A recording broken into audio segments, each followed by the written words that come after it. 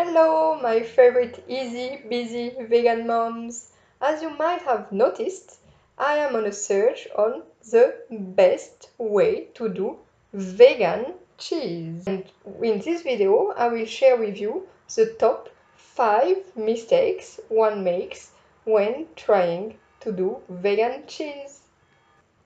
So the first mistake we are doing is that we are not fermenting the cheese. How can we get cheese if we don't ferment it? It's impossible.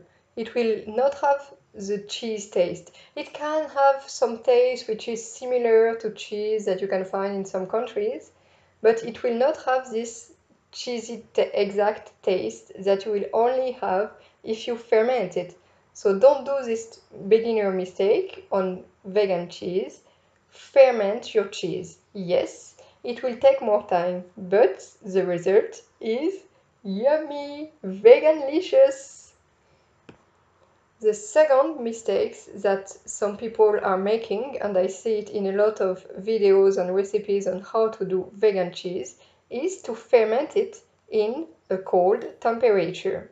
If you ferment it in a cold temperature, it will take so much time to ferment it because how the bacteria develop, yes, ferment is having bacteria, it's good bacteria.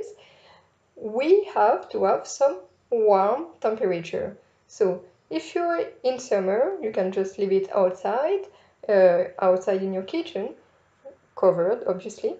If it's in winter, put it close to a warm place, okay? Like your heating system, for instance. Don't put it in the fridge or in a cold place, otherwise you will wait for weeks or months before your cheese is done. And we all know we want to eat it quickly. The third mistake that we are doing is to not wait enough time. Of course, as I said before, we want to eat it quickly because it's veganlicious. But we have to wait to be a bit patient. You have to know that if it's warm enough, it should be 12 hours. It should take 12 hours to ferment it. But it can take up to 48, and the maximum should be 76 hours. So be patient and wait at least 12 hours. 12 hours is not that long if you think about it.